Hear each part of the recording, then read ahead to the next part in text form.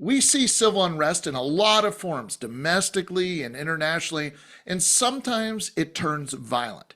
We're going to talk with Steve Crimando today about preparing our businesses and protecting our employees when things go bad. Let's get started.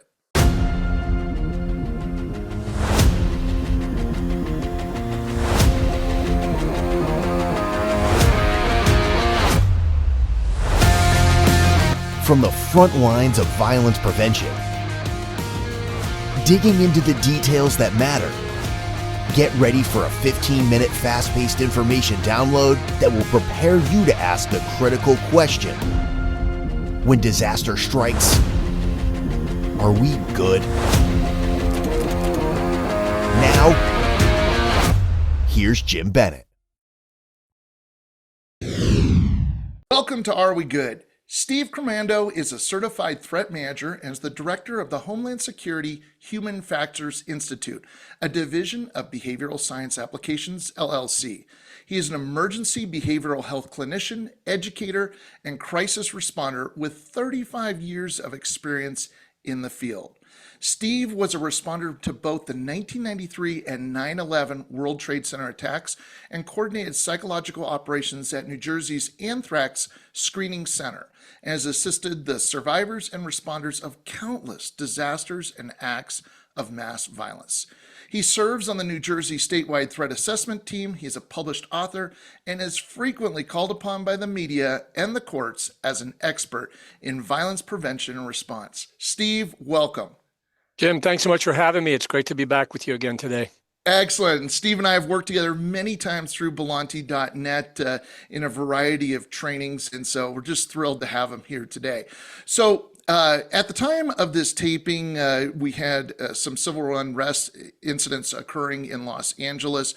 So we thought it would be appropriate to really kind of talk about that today. So we're going to focus on those civil unrest situations that certainly can and sadly many times do turn violent. So let's kind of dive into this, but I want to get a foundational piece here, Steve, so we can kind of begin this conversation. Can you define for me civil unrest and collective violence for our audience? Kind of just give us a better picture of what that is. Sure, absolutely. First to kind of think about the timeliness of this, Jim, although we're today recording on a day where, you mentioned things are going on in LA and cities around the country.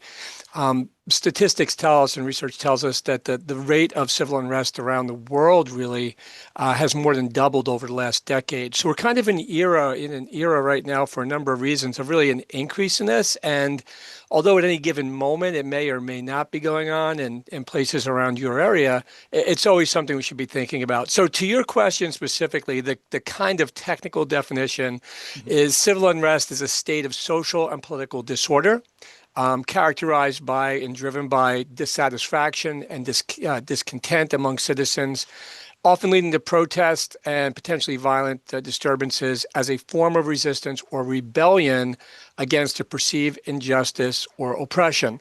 The very boots on the street answer to the question is it's direct action that people take to try to move the needle on some sort of political or social issue.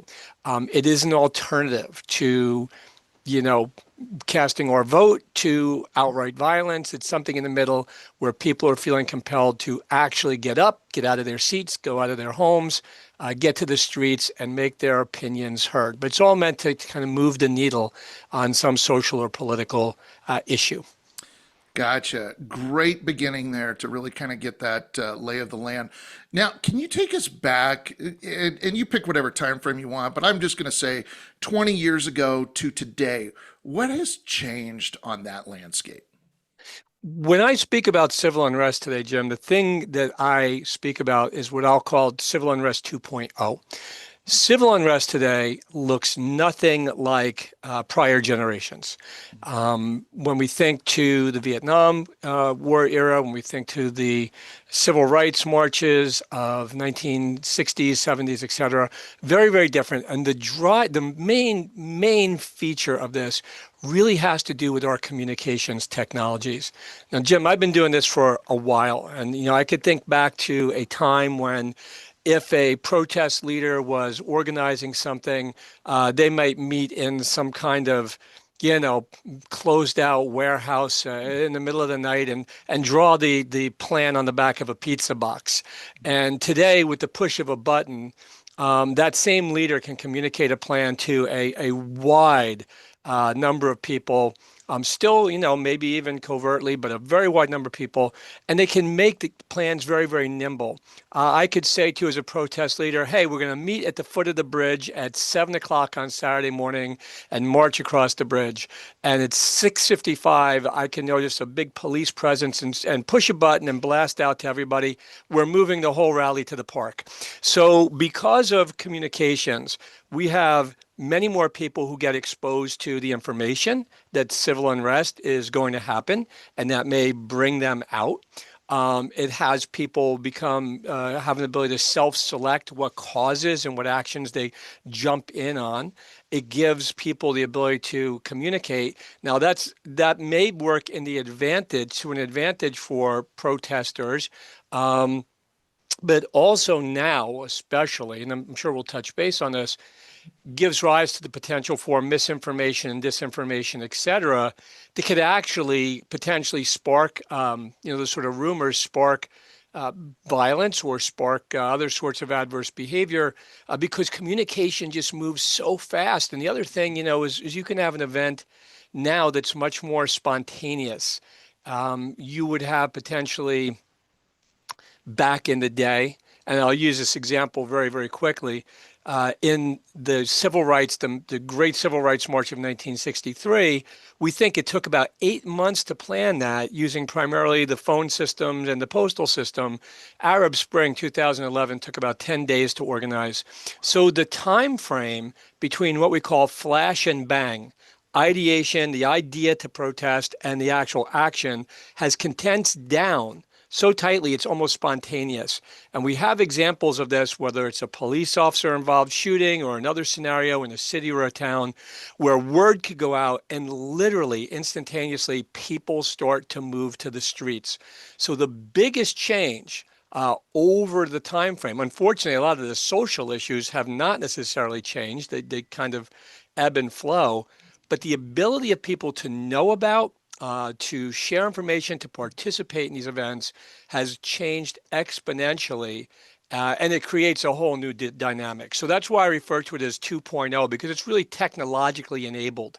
And as we go into the AI era, those technologies have really significant sorts of repercussions for us in the civil unrest environment as well. Yeah, you're spot on, and that is just such a wholesale change to that landscape out there. So, can you tell me what are kind of the behavioral patterns that you see that distinguish that peaceful protest from more of kind of that collective violence sort of protest? Well, there's a number of things, Jim. It really sometimes it has to do with the cause to a degree, Hmm. but it's also very much has to do with kind of who the the event kind of attracts. And I say this because, one of the things people think about when we start thinking about violent protests or civil unrest are things like anarchist groups. And anarchist groups, by their definition, don't go out and protest by themselves in most instances. They're kind of parasitic. They kind of co-opt other things that are going on. And when anarchist groups come into the environment, part of the philosophy of anarchism is really no social change is possible without violence. We see changes right away with their philosophy increasing the rates of violence. The other things in terms of behavior really is it's very, very dynamic, Jim. It's hard to kind of predict, although we can talk about some predictive models in a few moments, because so much of it is reactive. You could have one person, literally one person in the crowd, escalate a scenario, and you get these counter reactions. The police can respond a certain way, counter protesters can respond a different way. So these events between totally passive and peaceful to violent one, can change very, very quickly, and they're actually pretty fluid. And sometimes we even have people in more aggressive or violent protests who are part of the protest movement who we see still pushing back on their people and saying, please, we're better than this. No violence. We didn't come here to do Right. these things. So it is a very, very dynamic environment. There's contagion. And I know most of our audience will have experienced positive contagion. You've been to a ball game or a concert where there's been, a touchdown, a home run, or your band plays the big hit, and everybody in the crowd goes wild, and you feel that electricity move through the crowd. That's positive sort of contagion. But Right. that same energy can move to a crowd and be anger and frustration or fear and can trigger that violence. So social suggestion, kind of a group think, the contagion we spoke about, a number of different factors, all psychological can influence that. And to tell you the truth, there's a number of kind of physical properties of a crowd as well that can trigger a response, including people just feeling too densely packed in, or someone yells out something like gun or shooter, and you could trigger a panic or a stampede that starts to look, and have aspects of dangerous to it, that's actually not necessarily violence, but still really dangerous to be in. Yeah. Wow. I mean, just the complexity of all those working pieces. And like you said, not every one of those is going to occur at every incident. Some incidents, all the above occurs. But I want to go back for just a minute, talk about social media. You introduced us to that being this big change, certainly in the communication portals that we use and media that we use today has certainly created a very different environment than what we saw 20 years ago. Can you kind of, for our audience that aren't real familiar with the social media side, kind of give us a picture of what that looks like? I mean, do protesters just put out on social media, hey, we're going to be protesting, and if they kind of have a mindset that they want to create violence, do they say that on social media, like bring a baseball bat, bring rocks? What does that look like on the social media side? Well, I mean, when we think about that, first, expand a little bit beyond social media, think about all kinds of electronic communication, because this could be Yeah. by text and Right. by email and voicemail and all the different ways we communicate. And yes, social media too. In most instances, you would be hard pressed to find examples where the groups are directly communicating, bring bats, bring rocks, Okay. bring, this sort of stuff. You do see instances where they will advise people to bring safety related things, to protect themselves. But you know what? That sort of dangerousness or violence is more embedded in the group's kind of fabric or culture. So if you Gotcha. belong to a certain group, they very often, and this is a thing again that many people don't account for, is some of the groups actually provide training for people in civil disobedience and civil unrest along a continuum from nonviolent to what sounds, it's just semantics, but it's the language of protest, Hmm. to not nonviolent, which implies violence. And in those places where people are provided training, the training can range from going to a live training event or facility to a manual or online instructions about how to whip up a batch of homemade tear gas. We know that law enforcement, military use that, but there's a million sites online where people could find recipes for homemade tear gas, Molotov cocktails, things of this nature. The other thing that's part of that, Jim, is there tends to be a cultural script. It's people think and they say, what are the options? When I think about escalation, if the police get rough or other counter protesters Hmm. get rough, what are our options?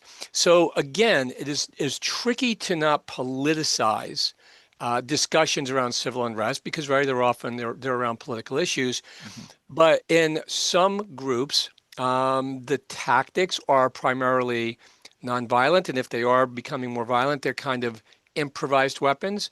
And in other groups, they tend to be, actual armed protesters showing up with firearms. So that whole continuum. But you really don't see a broadcast that says bring your gun very often, or bring a rock, or bring a Right. bat. But it's more embedded in the fabric of the groups and kind of the culture of specific protests. Gotcha. It's also kind of, there's a lot that happens internationally. If you look at riots right now that are going on today that we're broadcasting Yeah. in Ireland, which are in Northern Ireland to be specific, very destructive. There's a lot of arson that's being conducted with that. There was a bombing associated with it over the last day or two. So different cultures and different cultures within the groups seem to have a wider tolerance that they don't really need to communicate with people. It just is really embedded in the fabric of their unique, group culture. Gotcha. Gotcha. So earlier you mentioned too about AI. Certainly that's the big topic nowadays. Can you kind of give us an idea of what the role of AI could be in that protest development or that violence escalation? Just kind of where is that starting to initially play a role? So, the thing we're most concerned about, obviously, AI, like every other technology, has its positive pluses and minuses. It's Mhm. obviously a two-edged sword. On the upside, many more people could be informed and recruited and involved in protest sorts of operations just through the dissemination to be able to push information out so much more quickly and so much more widely through different kinds of bots and so forth. But all that same technology lends itself to the potential misuse for misinformation, disinformation, fake news, etc., Mhm. including now, when we think about generative AI, creating very realistic deep fakes. And you can create a deep fake video Okay. in which you have the likeness and maybe even the voice of a celebrity, of a political figure saying, we must take to the streets. I'm urging everyone to come out today and bring your bats, to as you said, in which it was, completely manufactured. But many people, especially when you're caught up in the emotions of events, are not going to sit there and try to decipher, is this message really coming from this leader? Is this a real product, or is it being pushed by even, a malicious state actor who says we're going to seek to hurt the fabric of the United States by whipping up and fomenting this sort of civil unrest? Anybody could put this stuff together very quickly, very inexpensively, and it could travel just so fast through these systems. I mean, they could blast out these bots that are just bringing images and memes and voiceovers to people Yeah. that literally just can incite participation in civil unrest up to inciting, potential violence. So the technology, as I said, and some of the platforms using these technologies have literally taken their guardrails off. And there's not a lot of monitoring of the content. So things can come out pretty fast and very believably Mhm. that can move people literally into the streets to protest. Wow, how things have changed. Hey, unfortunately, we're out of time on this first half of our conversation. Hi, everyone. It's Jim. We are very excited about one of the many changes coming to the Are We Good podcast. Specifically, you can now, for a limited time, listen to the entire interview. As you know, that second part of each interview has been reserved for members of the Good Squad. But for now, you can hear the whole interview right here. So part two is continuing in just a moment. And don't forget to hit subscribe, leave us a like, or drop us a comment. We're continuing to grow and need your participation. Thanks, and here we go with part two. Enjoy. Welcome to the Squad Room as part of the Good Squad. We appreciate you being here. We are continuing our conversation with Steve Crimando regarding civil unrest and how many of these, or some of these incidents, turn violent. Steve, welcome into the Squad Room. Jim, good to be with you again. Thank you. Excellent. If you have not checked out the first part of this conversation, I'd encourage you to do that before watching this. It'll give you some background of Steve as well as kind of set the stage for what we're talking about today. So, Steve, kind of continuing with where we left off, I want to give you an example, and that is these incidents in LA that have been occurring over immigration raids have led to tear gas, flashbangs, burning cars, National Guard deployment. How should workplace security teams prepare when civil unrest is happening in their community or nearby? Jim, when we think about civil unrest, one of the potential outcomes, obviously, is more violent civil unrest, which we'll think about as collective violence. And the reason I bring that up in response to the question is many companies, hopefully most at this point, have workplace violence prevention plans, and it kind of envisions interpersonal violence. But there is the possibility of collective violence in the community around you and otherwise that I always advocate should be rolled into your workplace violence prevention plan. Mm-hmm. When I teach about workplace violence, Jim, I always talk about 5 types of violence, not just the classic 4 types from OSHA, but a 5th type, which is ideological violence. And civil unrest is usually ideologically motivated, and that can affect your company in many, many different ways. So let's start real simply in terms of your question. One is the reality that just like no company is immune from workplace violence, no community is immune from civil unrest. You can have an officer-involved shooting or another tragic event in your community, and today, given the social media, the communications that we've discussed, it could trigger people pouring out into the streets instantly and protesting and have all the kind of, sorts of aggression and maybe even violence that we've seen after those kind of events. So the reality is, no organization could sit back and say, "Oh, we'd never have that here." Any organization could have civil unrest occurring outside their doors, sometimes targeting their organization for political, ideological reasons, et cetera. The second part is to embed that, as I said, into the workplace violence culture, training, programs, plans, policies, et cetera, and then start to look at 2 things. One is the physical security aspect. What could we be doing in terms of target hardening? Do we want to move our vehicles that have logos on their doors off the street? Do we want to tell employees, don't carry your tote bag or umbrella that has our company logo today if we're being targeted? Tuck your ID badges away. Don't engage with the protesters if they're in front of our building. We're going to set up alternate routes. Or we have people work from home those days if the streets are full of protests, many different things. But we talked to organizations about 3 levels of planning, kind of this tiered. One, the lowest level. We know that there's going to be protests in our city. We hear that they're happening, but they're downtown. They're not by us at all.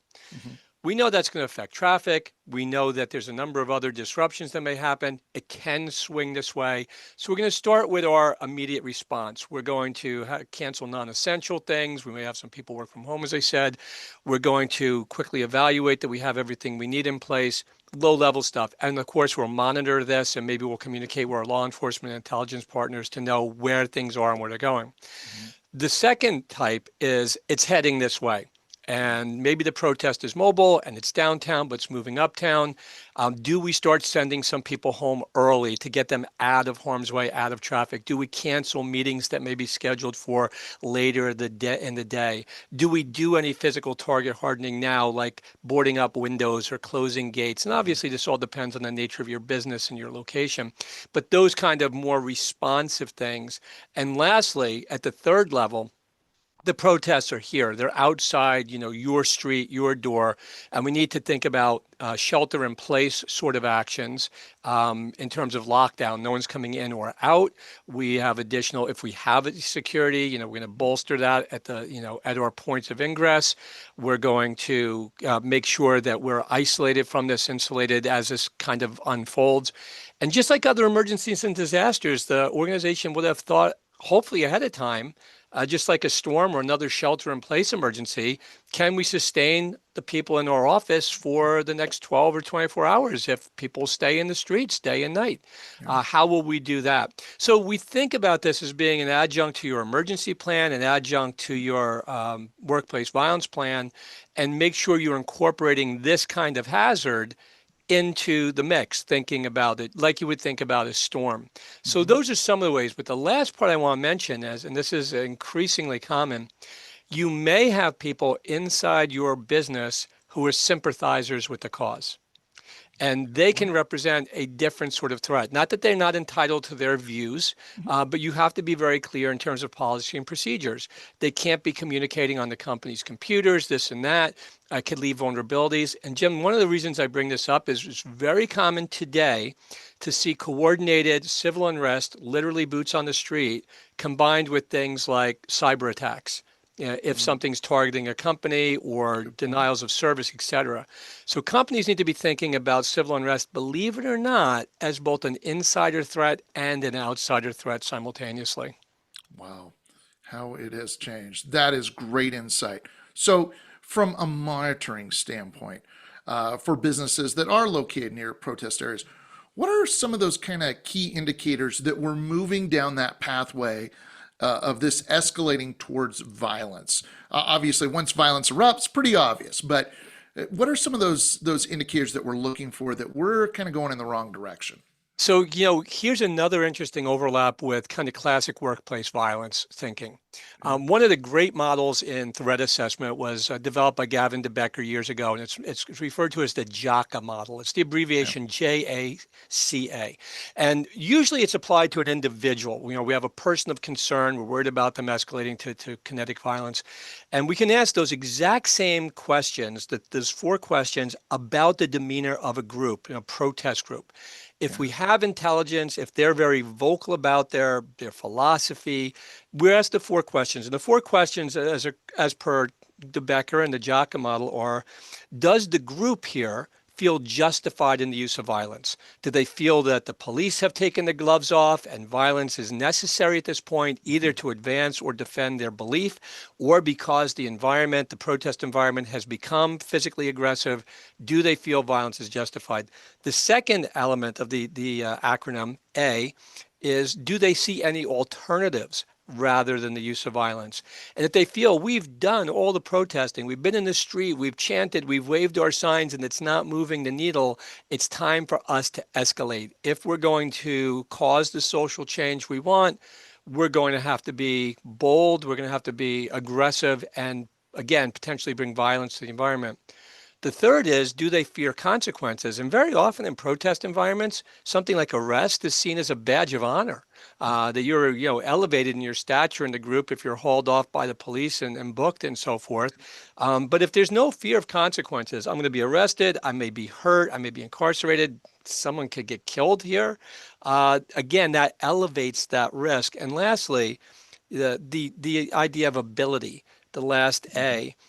Does the group actually have the ability? Do they have the skill and the will, but do they have access to those means? Mm-hmm. So to your question earlier, if this group has brought in blunt weapons, bats or sticks, if they brought in explosives or fireworks, if they brought in other harmful substances, yeah, they may actually have the ability to conduct that violence. So Mm-hmm. we could take some of the concepts we use in other violence prediction or assessment, and we could actually apply it to collective violence as we do individual violence. Mm-hmm. Interesting. How about now employees? What role do they play in kind of alerting their organization of impending violent protests? Because, like you said, sometimes it's internal as well as the external, and there are employees that may be sympathizers to what's going on. Maybe they're even a part to it, not necessarily they would become violent or anything like that. But what kind of role do they have, and can they be a good source of information internally? So they're a good source of information internally if you enable that. But if you don't, if they don't see that as something they should, let me take a half step back. When we teach workplace violence, we say the 4 things that every employee should be able to do is recognize, report, respond to, and recover from an incident of violence. Those Right. 4 R's. If you teach them, and from day one, beginning in new hire, orientation, here's the company's policy on workplace violence. Violence prevention is a shared obligation between the company and, between employers and employees. This is what the company can do. Mm-hmm. This is what we want you to do: recognize and report. Do they also know that they should be looking for and reporting any signs, signals of collective violence? They're on Facebook, they're on X, they're on their own social media, they're in their own social circles where they may become knowledgeable about something more general that's happening in the community, or something that's targeted the organization or the neighborhood. In they would be a very good partner in recognizing and reporting that. But you have to make that connection for them, that Mm-hmm. when we think about violence that could affect the organization, it's not just a classic disgruntled former employee. It's not, the angry customer, client, patient. It could be a group, and for a number of reasons, either deliberately targeting us, or we're just in harm's way because we're in this neighborhood. It could affect our safety. So when employees start to recognize that shared role, employer has a role, employee has a role in our collective safety, and Mm-hmm. you make the connection for them that this is another potential source of violence that you need to be looking for and reporting, they become very, very viable and very often enthusiastic partners in making sure we're all safe in times of civil unrest. Gotcha. So let's take a moment here to kind of dive a little bit deeper into the heart of these protests. Do these incidents create opportunities for extremist recruitment or radicalization? I mean, is that something that can occur that's kind of a product of this? And what would that look like? Well, that could happen in a number of different ways. You actually end up with the possibility of extremists on both sides of the coin, as it were. And I want you to think back to the Black Lives Matter movement in the wake of the death of George Floyd, right, in 2020. Mhm.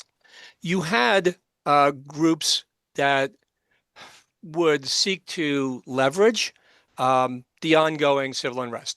Groups who have their own agenda, groups who have their own philosophies, see this as an opportunity to get in there, stir things up. And very often they have well-practiced, well-trained, charismatic leadership who are really good at this. And they could, kind of insert and leverage their message and their ideology into this existing turmoil. On the other side, you will remember counter-protester groups that showed up to backstop the police and say, we are here in the community to help protect the community from looters. We're here to help support and increase, police presence, kind of a vigilante thing. But a Right. lot of those folks come from different groups too that have their own ideologies. Mhm. So across the entire ideological spectrum, you can have groups who are more in the extremes, in Mhm. terms of their ideology, seek to use times of civil unrest to really to mobilize their own people, to help with recruitment and retention of their people, to, again, help or advance or defend their own beliefs. But it's on both sides. It's not just in the protest groups. It could be those people who turn up to say, we're here to protect our community from the protesters. We don't think the police are doing a good enough job or there's not enough of them. Mhm. We're going to show up as kind of a vigilante force, from whatever ideology we are, and we're going to protect or provide for the community as well. So it's a very ripe opportunity, times of civil unrest, for people to move extremist ideologies. Gotcha. So, what kind of specific behavioral indicator should managers be watching for when employees return to work? And I want to kind of divide this into two parts here. Those employees that may have participated in some sort of a protest situation, maybe turned violent, not that they were necessarily violent actors, but it turned violent. And then those who were just affected by it. I couldn't go home, my vehicle was destroyed, it was unsafe to walk down the street. Kind of give us an idea of what managers should be looking for in both forms there. To start with the second part of your question, I've certainly seen, I think most of us have seen at least images of communities in the wake of mass civil unrest that have been as destroyed as if a natural disaster swept through. Buildings burned down, to your point, vehicles flipped over, burned down, people's lives disrupted, people in fear in their Yeah. neighborhoods that this is going to come their way. So I think making that assumption, a company can, in good faith, broadcast, hey, remember we have the EAP, we have other, mental health and support resources. Here's things that we could do. Here's how the Yeah. company's responding very transparently. We're going to allow for more work from home, or we're going to do things differently during this specific time to avoid some of this, but to offer that support for people who have been affected. Now, they're not always going to come forward, so it's better to do more of a broadcast. Hey, remember we have these services. We're going to extend them even further in times of civil unrest for those families and individuals who have been affected. On the front side, I think part of this is messaging to employees. Jim, you got to remember protests, and even protests that fall into this range of civil unrest, they're constitutionally protected, actions. We want this as part of our fabric, and many companies support this. But the point is, where does it become either disruptive or even dangerous to the company? Mhm. Dangerous in terms of maybe violence or business disruption or even damage to reputation. So Mhm. they need to say in their policy, hey, listen, you go into the protest on Saturday, good for you that we have this option in America to go out and say your piece. Don't wear a company t-shirt. Right. Right. Don't be out there with, behavioral science applications on your sweatshirt or your t-shirt, waving the banner and throwing a rock or do anything else. Do what you want to do on your time. Do it legally, do it lawfully, do it safely. Do not associate yourself with the company. That's your time, and we do not want that. And there'll be potentially consequences if we learn of that, because there's going to be pictures online and such. Yeah. So the company does well before the event starts to actually have some discussion of involvement with these sorts of activities and say, hey, listen, you have the constitutional freedom to do this. We hope you do it safely and smartly. You cannot associate yourself with the company during those activities. Those are your own private off-duty activities, and you should not be wearing anything, doing anything that reflects on the company. Every once in a while, even if someone is not wearing the company t-shirt, maybe they're arrested, maybe their photograph is so obvious that everyone knows, hey, that's Bob from accounting, hurling that brick, and it still can reflect badly on Bob and the company, et cetera. So it's really smart to have policy ahead of time and messaging when like this weekend. And you mentioned earlier, we're taping right now as things are hot in LA.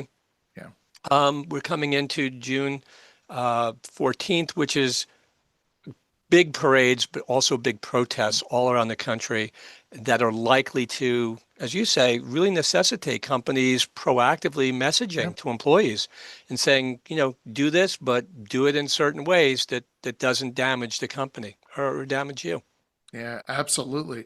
Okay, so piggybacking on that, now, obviously you have two or more sides of any of these issues, and that occurs in the workplace too. So how do you kind of prevent that internal workplace conflict from one side to the other interacting with each other in the workplace? Any tips or strategies for that? So this is, comes down to a few things. It's questions of civility in the workplace. It's questions of, can that actually teeter into a hostile workplace or even to violence? And so the question is first to this: the company has to do something to not intervene when and Jim, given how polarized, at least we are here in the States, nearly a 50-50 split in people's political leanings. You have to imagine in any workplace, there's going to be people with those diverse opinions and likely at some point to clash, this water cooler sort of conflicts.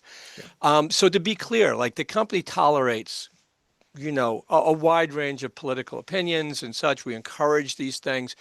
They cannot interfere with work or create a hostile environment. They cannot involve threats. They cannot, do these things. So as part of a workplace violence posture, it's also important to communicate, because we think about workplace violence on a continuum, right? From lesser actions up to possible physical violence. In those lesser actions, which are anger, and maybe even, yelling and screaming or such, making sure people associate this back to what is acceptable conduct in the office. Do you have a means for a conflict resolution or peer resolution when these things happen? But you have to anticipate it, and you have to understand, again, you may need to get to a level, if it escalates, where the company just absolutely has to step in a specific situation, but you can't just allow it go on. In the worst case scenario, even if it doesn't become violent, other employees are going to be affected. Other employees are going to be caught up in that vibe, which could disrupt cohesion, performance, productivity, all these other soft costs to the company. So you can't just let it be. You can't be like, hey, people are entitled to their opinions. Yeah, you're entitled to your opinion, but it has to be expressed within the code of conduct of the organization. So a line of type in the organization's code of conduct, a line of type in workplace violence prevention policy about conflicts in ideology, opinion, politics, religion, whatever it is, need to be kept in check and need to happen in a civil way. And if they don't, they could be considered or looked at as events that have consequences. But at the baseline of this, Jim, to your point, a company can't tolerate it because it's seen as tacit approval. And then again, the potential for this to grow into a hostile workplace becomes very real, a hostile work environment, and then potential legal consequences for the employer. Yeah, absolutely. I mean, truly, for all of our employers out there, managers, CEOs, whoever, I mean, the reality is the message being don't ignore it. You got to plan ahead. You need to create those policies and those procedures in advance and not just live on a whim and a prayer that, hey, it's not going to happen in my workplace. You need to address it early on. That's for sure. So, Steve, unfortunately, we're running out of time here, and there's so much more to talk about. I want to have you back, but I want to kind of end with this. You know, you've responded to major incidents like 9/11 and the 93 World Trade Center bombing. How do the psychological dynamics of civil unrest differ from other crisis situations that organizations face? Well, along many, many different dimensions, Jim, but one that's very fairly immediate is other kinds of events like that, including terrorism, tend to unite people very quickly. You know, the country has been hurt, you know, Yeah, by an enemy force. yeah, We rally together, we pull together. Natural disasters, other events like this. The immediate response most communities have is this kind of increased cohesion and people pulling together. Civil unrest, by its definition, is an opposition. It's an adversarial process that's pitting a significant part of the population against another significant part of the population in their ideas, in their beliefs, etc. So the possibility for this to escalate is much, much more likely. You know, people talk about disasters. Oh, we have looting and this thing. Those things are actually very, very rare. hmm And they tend to start happening, even looting, only after several days in most instances. The immediate response to most of the crises, these large scale things that you've mentioned I've been part of, is an altruistic, cohesive response. So, if nothing else, just by the nature of civil unrest, it is an adversarial process hmm as opposed to one that unites. Now, maybe lots of people unite on this side of the argument and lots of people unite on that side, but there's two absolute conflicting views on this, if not more than two views, that are going head to head in a battle, hopefully just of ideas and opinions, but certainly a battle that can escalate beyond that. Absolutely. Hey, Steve, I want to say thank you for your time today. This has been so insightful. And like I said, there's more to talk about. We're going to get together again down the road here and continue this conversation. And for all of our audience out there, I want to be sure you check out Steve's work and the different services that his company offers. And that's at behavioralscienceapps.com. And we'll have that in the show notes as well for you. Steve, thank you so much. Jim, great to be with you again. Be safe, be well. Take care, everybody. Excellent. Thanks, Steve. And don't forget Belanti.net for any other services or assistance you need in helping to best protect your employees and your workplace. As always, don't forget that most important question before disaster strikes: are we good?